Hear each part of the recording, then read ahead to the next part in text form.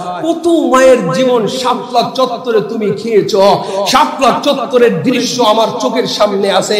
রাত যখন 2টা বাজে, দুপুর 2টা থেকে যুদ্ধটা শুরু হয়। ছাত্রলীগের ভাইয়েরা, যুবলীগের ভাইয়েরা, পুলিশ প্রশাসনের ভাইয়েরা আমাদের উপর কিভাবে অত্যাচার, জুলুম আর নির্যাতন করেছে। মসজিদ ঘর বাইতুল মুকাররমে যে থাকতে পারি নাই, টার্সিল আর গ্যাসের জ্বালা আমরা দূরে দূরান্ত থেকে আমরা দূরে দূরে ছুটে গিয়েছিলাম। মসজিদ পর্যন্ত তোমার আক্রমণ থেকে বাঁচতে পারে নাই।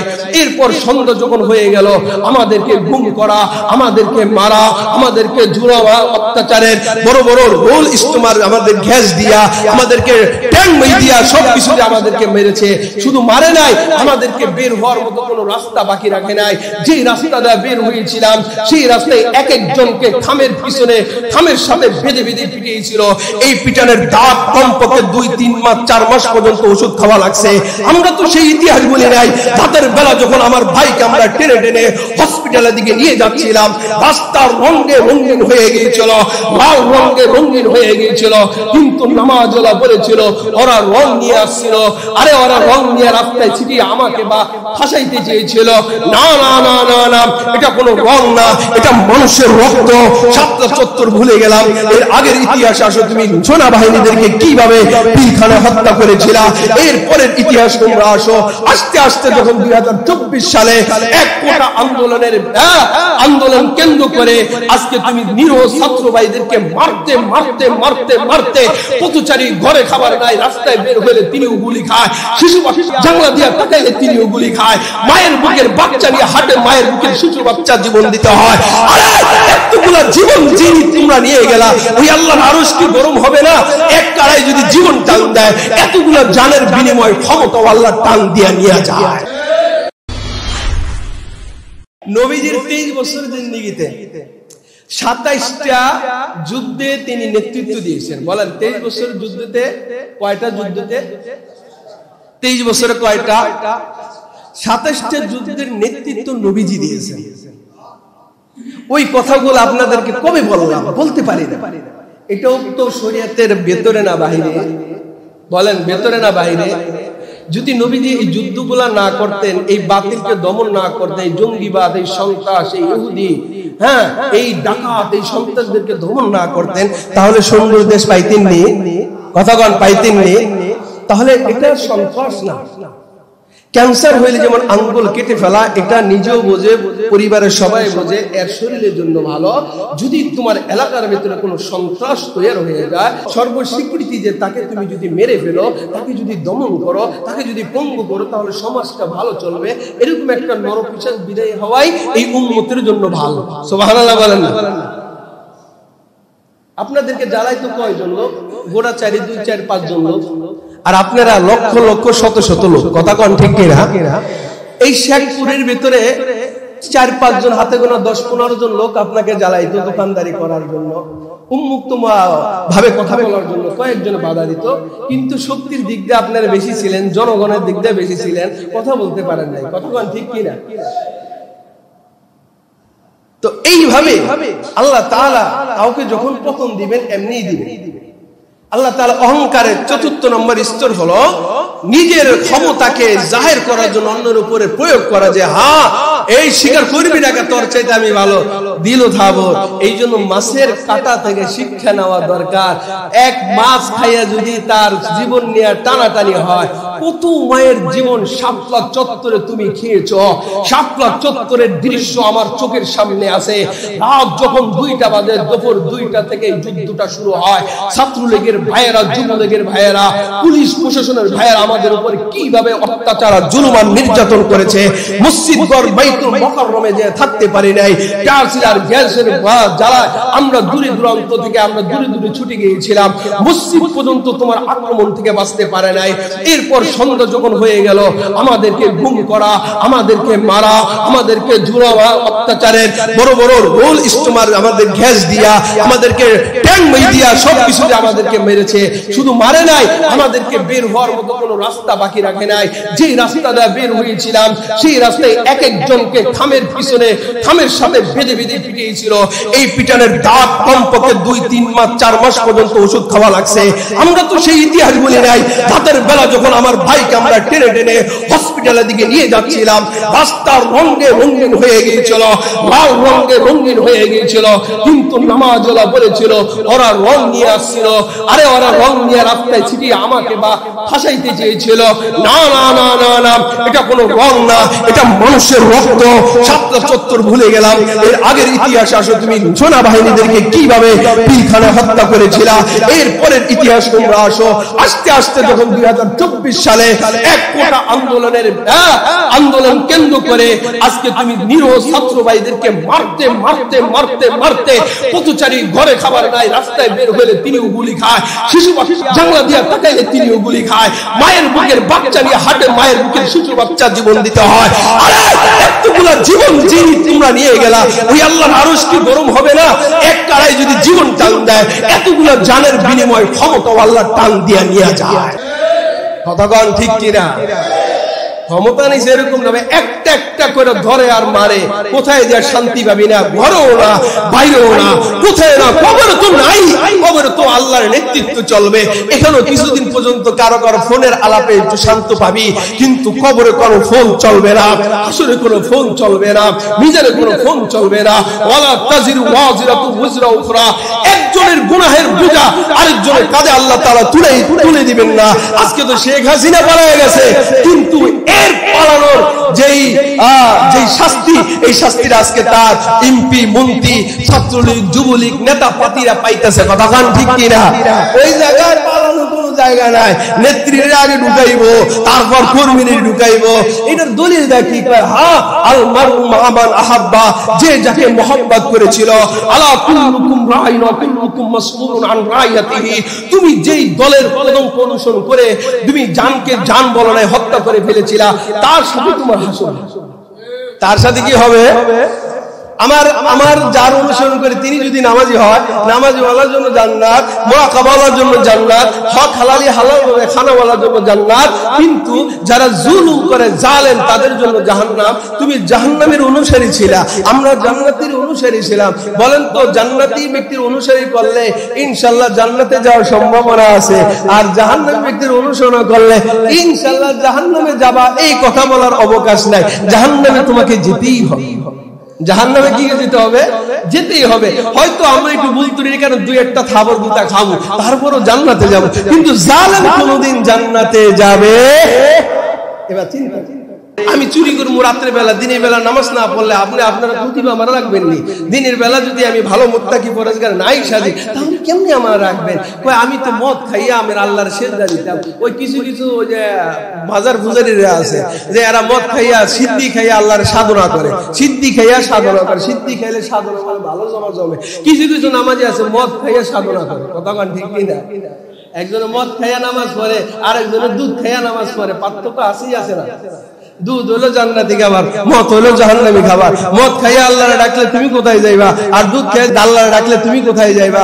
দুধ হইলো জান্নাতি, এবার খাইয়া যদি মসজিদে সেজদা দেয় ও জান্নাতি, আর মদ খাইয়া ওই যে গণভবনে যে সেজদা দিল জাহান্নাম। কথা কন ঠিক কিনা? এত সুজানি বেশ, এত সুজানি অধিকার আছে। আজকে যারা কইছে অধিকার আছে, আর বেটা যুক্তরাষ্ট্রে আমেরিকা যাইতো, হেঁটে যাওয়ার অধিকার নেই। কথা বল না ঠিক কিনা? আর বেহেশত কারো নেতৃত্বে চলে না, একমাত্র আল্লাহর নেতৃত্বে। সুবহানাল্লাহ বলেন। মাজলুম জান্নাতে যাবে, জালেম জাহান্নামে যাবে।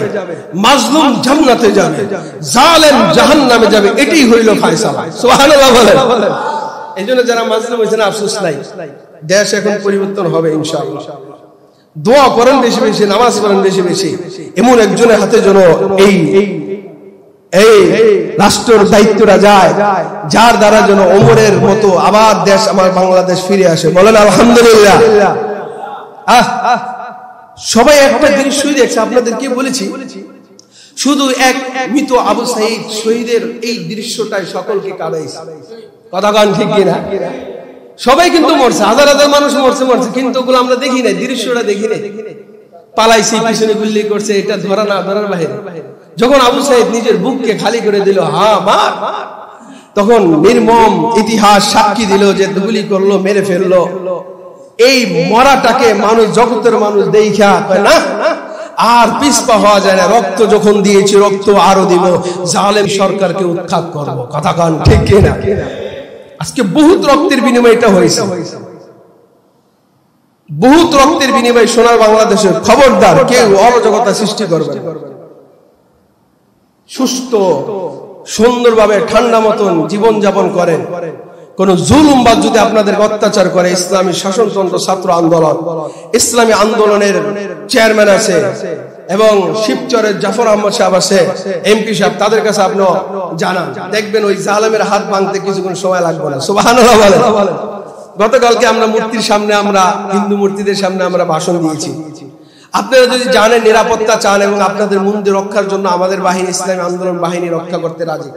যদি বলেন যে সোর্স বাহিনী এখানে রাখতে হবে পাহারাদার 24 ঘন্টা, আমরা রাখতে রাজি। ইসলামী আন্দোলনের নায়েবে আমির মুফতি ফাইজুল করিম সাহেবের এই নির্দেশ, এটা আমরা দিয়ে আসি। তখন সকলে খুশি হয়েছে। কোন জাত আমাদের সামনে আসে না, ইসলামী আন্দোলন তাদেরকে রক্ষা করার জন্য গিয়েছে। সুবহানাল্লাহ বলেন।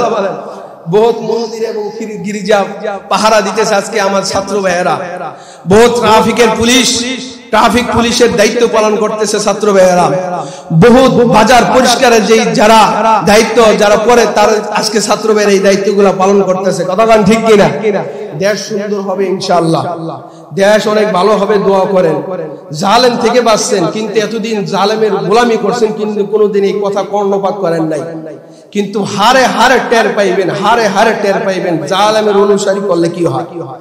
আমরা অনুসরণ না করে যে অবস্থা হয়েছে, এটা তো দুনিয়া।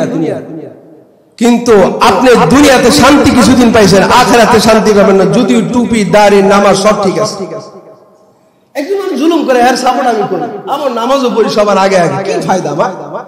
বলেন কি ফায়দাটা আমার? একজন মানুষ মারে, আমি আর বলজুয়ান দিয়ে মারো, আমি তোমার সাথে আছি, কে তোমাদের কথার উপরে কথা বলে? আপনার এই নামাজ সুফিগিরি কি ফায়দা হবে? আমার এই তাসাউফগিরি কি ফায়দা দিবে? আমার এই মুফতিগিরি কি ফায়দা দিবে? একজন জুলুম করলে জুলুমকারী সাহায্য না, দল ত্যাগ করতে পারেন না, প্রকাশ না করেন, মনে মনে তো কিনা করতেন, তাও তো আপনারা করেন না। শুধু টুপি আর দাড়ি দেখলে মিয়া ভালো মনে হয়। যদি টুপি দাড়ি, তো আবু জাহেলের টুপি ও দাড়ি ছিল, আবু জাহেলের দাড়ি ছিল, লম্বা লম্বা দাড়ি ছিল মিয়া। আরে জান্নাতে গেলে নবীর ঘরের সামনের ঘরটা হলো আবু জাহেলের ঘর, ওই জান্নাতে আগে যাইবে। কথা বলেন ঠিক কিনা? এই জন্য সাবধান, উপরের ভেষ ধরা, তার পিছনে পড়া যাবে। আজকে আলোচনা আসলে বেশি করতে পারলাম না, এ বলল অহংকারের পতন। অহংকারের 4 স্তরটাই হইল মূল। আজকে অহংকার পর্যন্তই গেল, সামনের জুমায় বাকি আলোচনা করবে ইনশাআল্লাহ। তাহলে আমরা এটা জানে রাখবো, অহংকার আমাদের চাদর না। আল কিবরিয়াউ হৃদাই, যে অহংকার হলো আল্লাহর চাদর, আর মহত্ব হইল আল্লাহ তাআলার পায়জামা। এই দুইটা নিয়ে যে টানাটানি করে, আল্লাহ তাআলা তাকে ধ্বংস করে দেয়। আল্লাহ তাআলা কি করে? অহংকারের চাদর যে টানাটানি করে, ও করে নাই আমি করছি, ও কি করছে আমি কি করছি, আমার ক্ষমতায় সব চলে। এবার অহংকারের চাদর নিয়ে যখন টানাটানি করছে, আল্লাহ তাআলা এবার তাকে ধ্বংস করে দিয়েছে। কথা কোন ঠিক কি না? এটা হাদিসে বলছি, আল্লাহ তাআলা বলেন আমার চাদর নিয়ে কেউ টানাটানি করবে, অহংকার শুধু আমারই মানে, আর কাউরে। তুমি প্রধানমন্ত্রী হয়েছো, তুমি এক নাপাক এক কিটের মাধ্যমে হয়েছো, আমি আমার বাবার এক কিটের মাধ্যমে হয়েছে, ওটাও নাপাক এটাও নাপাক, ওটাও মিলন হয়েছে এটাও মিলন হয়েছে, ওটা লাগলে নামাজ হয় না, এটা লাগলো নামাজ হয় না, ওটা বের হইলে গোসল ফরজ হয়, এটা বের হইলে গোসল ফরজ হয়, তোমার রং সাদা আমার রং কালো, তোমার উঁচু বংশ আমার নিচু বংশ, কোনো পার্থক্য নাই। কথা বল ঠিক কি? তোমার যতগুলা আমার ততগুলা। অহংকারের কি আছে? আল্লাহ বানাইছেন পার্থক্য করে, কেউ উপরে দিয়ে পরীক্ষা করবে, কেউ নিচু দিয়া পরীক্ষা করবে। গরিব বানাই দেখে ও আমার চাইনি, ধনী বানাই দেখে ও আমার চাইনি। ধনী বানাই যদি সুলাইমানের মতো আল্লাহরা চায়, আল্লাহ তাআলা বাতাসকে তার অনুগামী করে দিবে, জিনকে অনুগামী করে দিবে, পুল কায়নাতকে অনুগামী করে দিবে। আবার গরিব হয়ে যদি আল্লাহরে চায়, তাহলে হাসান বসরি, বায়েজিদ বুস্তামির মতো দুনিয়ার সবকিছু তার পাগল বানিয়ে দিবে। গরিব হয়ে যদি আল্লাহর নাফরমানি করে, ও ধ্বংস। ধনী হয়ে যদি নাফরমানি করে, ও ধ্বংস। গরিব হয়ে অহংকার করলে না খায়া মরবে, আর ধনী হয়ে অহংকার করলে ওরে আল্লাহ বেইজ্জতি জিল্লতির জুতার মালা দিয়া নামাইয়া এরপরে বেইজ্জতি করবে।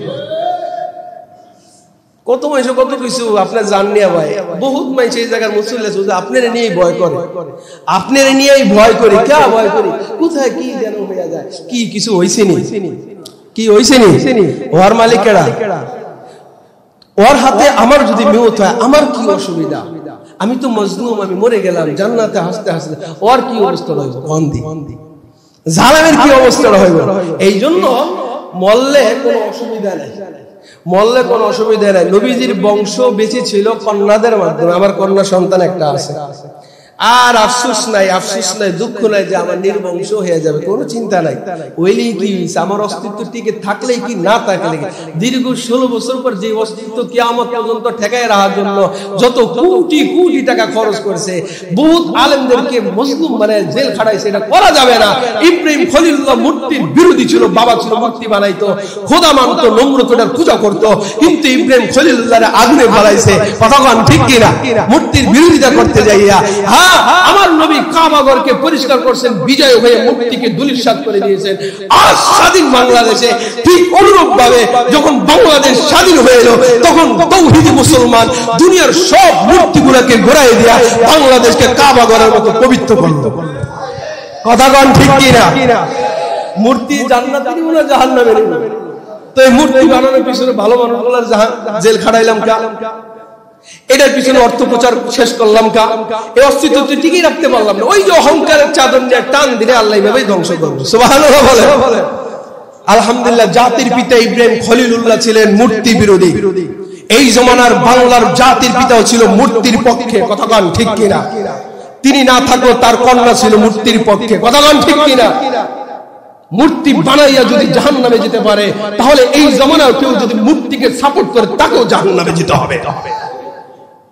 খোদা রাখা শেষবার যদি তওবা করে আল্লাহ মাফ করে দেবে, কিন্তু রক্ষা, কিন্তু অহংকার তো আপনার নিচু হয় না, বিনয় হয় না। অহংকার কি হয় না, বিনয় হয় না। আর গেড়ি শুনে আবু জাহেল যখন মারে, কয় আমার গলাটা তো কাটবি, একটু বড় করে কাটিস, কা গলাটা বড় করে কাটবো কা, কয় আরে আমি তো লিডার ছিলাম, সবার গলা ছোট ছোট করে কাটলে আমার গলাটা যদি ছোট ছোট করে কাটস তাহলে তো বুঝলাম না, লিডারের তো কোনো পার্থক্য রইল না। কারণ অহংকার এটা নত হয় না, বড় করে কাটি যাতে করে মানুষে বুঝতে পারে এটা আমি আবু জাহেল লিডার, গডফাদার, শয়তানের লিডার ছিলাম, কথা কোন ঠিক কিনা। অহংকার নিচু হয় না। মান তাওয়াযা লিল্লাহ রাফাহুল্লাহ, কেউ যদি বিনয়ী হয় আল্লাহ তাআলা তার উঠে দেয়। সুবহানাল্লাহ। কেউ বিনয়ী হলে কার উঠে দেয়। যেমন আরবি অক্ষরের ভিতর 29টা অক্ষর আছে। আলিফ হইল খাড়া, আলিফ হইল কি অহংকারী, কি খাড়া, অহংকারী উন্নত হয় না। অহংকার কি বলেন, অহংকার কি, আলিফ কি উন্নত হয় না। আলিফ বুঝাইতে হইলে লম্বা একটা দাগ দিতেই হবে, লম্বা একটা দাগ। একটু কি বুঝছেন, বা বা নিচু, বা কি এই নিচু হওয়ার কারণে, বিনয় হওয়ার কারণে আল্লাহ তাআলা কোরআন কারীমকে শুরু করলেন বিসমিল্লাহির রহমানির রহিম দিয়া। সুবহানাল্লাহ বলবেন না। বিনয় হওয়ার কারণে কি করলেন আল্লাহ তাআলা, কোরআন কারীমের ভূমিকা তার দিয়ে শুরু করলেন। আলিফ দিয়ে করলেন না কেন, ওর গার শুনে, ওর গার কি, ওর গার কি, অহংকারের গার কি, ও নত হইব না, শেষ হয়ে যাব, কিন্তু নত মাগার হমু না, তওবা মাগার করমু না, ভুল স্বীকার মাগার করমু না। এই যে পতনের মূল। তুইও কোরআনুল কারীম নত হওয়ার কারণে বিসমিল্লাহ দা কোরআন শুরু করেছে, তোর নত না হওয়ার কারণে তোর দিয়ার দেশ চালাইতে আল্লাহ রাজি না, কথা কোন ঠিক কি না। নত হইলে আল্লাহ তাআলা তাদের কি দিয়ে চালায়। আল্লাহ তাআলা আপনাকে আমাকে অহংকার মুক্ত জীবন দান করেন, সকলে বলে আমিন। আল্লাহ তাআলা আপনাকে আমাকে অহংকার মুক্ত জীবন করবার তৌফিক দান করেন, সকলে বলে আমিন।